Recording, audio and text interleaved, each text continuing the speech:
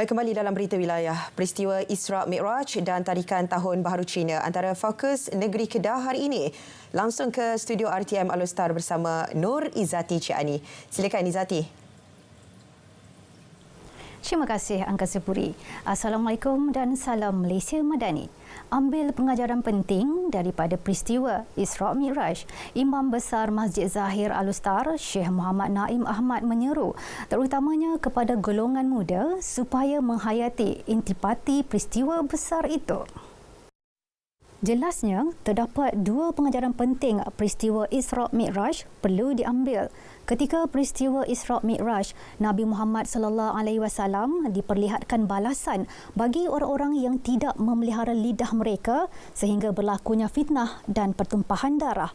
Imam Besar menasihati masyarakat yang menggunakan platform laman sosial agar lebih berhati-hati, terutamanya ketika berbicara melalui penulisan di media sosial. Keduanya, kepentingan solat, iaitu berkait kisah besar baginda Nabi Muhammad SAW menerima kefarduan solat pada hari Isra' Mi'raj perlu ditekankan. Kita perlu jaga solat ini dengan sempurna, dengan baik. Kalau kita tidak tahu, kita pelajari, mendalami ilmu-ilmu bagaimana untuk mendapatkan khusyuk di dalam solat itu, kerana sesungguhnya solat itu, kata Allah, inna salata tanha 'anil fahsya'i wal munkar. Sembahyang yang diterima oleh Allah Subhanahu wa taala, maka sembahyang itu akan menghalang kita daripada melakukan perbuatan keji dan mungkar. Beliau bercakap kepada RTM sempena Hari Isra' Mi'raj yang akan disambut umat Islam esok. Sempena Tahun Baharu Cina, replika naga yang dihasilkan daripada barangan terbuang menjadi tarikan terbaru di Kampung Warisan Kebudayaan Pertubuhan Kebajikan Sanshing, Alustar, Kedah. Laporan bersama Nur Hidayah Anwar. Dibina setinggi kira-kira 9 meter dan 30 meter panjang, penggunaan barang terbuang seperti papan iklan lama, botol air, penutup botol, kayu dan wayar menarik perhatian orang ramai.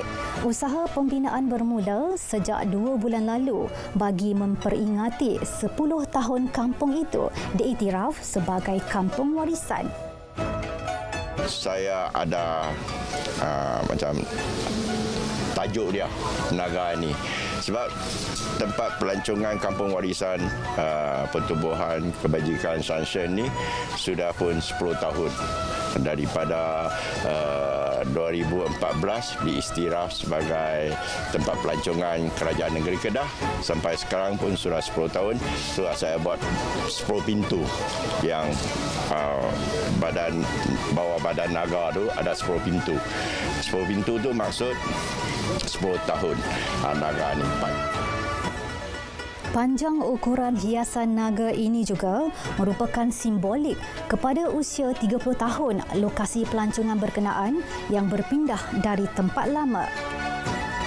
Kita cakap kita minat lah pasal kalangan kita buat siap tempat kawasan sini, kita dapatkan menarikkan banyak orang datang sini, melawat di sini, ambil gambar juga. Kita dapatkan gembira lah, satu semangat bagi kita lah untuk kita buat kerja-kerja ini lah.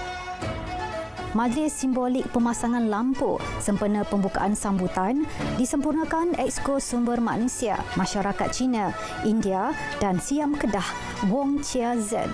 Majlis turut dihadiri Penasihat Kebudayaan Pertubuhan Kebajikan Seng, Datuk Cheng Lai Hock dan Adun Kota Darul Aman, Teh Swee Leong. 12 arca baharu dibina daripada keseluruhan 35 arca. Turut dipasang 3,000 unit tanglung. Pelbagai program kebudayaan dan warisan bakal menanti pengunjung, antaranya tarian singa dan persembahan konsert sempena sambutan Tahun Baharu Cina. Kemeriahan menjelang sambutan Tahun Baharu Cina sememangnya amat terasa apabila berada di kampung warisan ini, dan suasana sebegini akan dapat dirasai pengunjung sehingga ke hari ke-15 Tahun Baharu Cina, iaitu Cap Gomeh. Nur Hidayah Anwar, RTM. Kumpulan suri rumah membantu golongan asnaf. Itu usaha komuniti tempatan di bawah Pertubuhan Amal Bakti Masjid Sultanah Bahiyah. Pertubuhan rakan sepengajian di masjid ini digerakkan dengan kira-kira 10 ahli. Bukan sahaja memberi bantuan keperluan makanan, mereka turut mengumpul pakaian lama untuk disedekahkan kepada golongan asnaf. Inilah masanya saya harap dapat berhubung dengan kami untuk kita meraihkan mereka yang susah, yang kadang-kadang bila saya bagi beras, anak dia cakap dekat mak, hari ni kita dapat makan nasi. Dan kalau kadang-kadang kami bagi baju, dia orang kata, dapat dah baju raya. Selain menerima sumbangan orang ramai, pertubuhan ini turut menganjurkan program rombongan pengajian ke pusat tahfiz di beberapa negeri. Malah baru-baru ini mereka turut terlibat menyumbang dana untuk penduduk terjejas banjir di wilayah Narathiwat, Thailand. Paparan itu tadi mengakhiri bahan berita dari negeri Jelapang Padi. Dari sungai ke segara, Palestin pasti merdeka. Saya Norizati Ciani.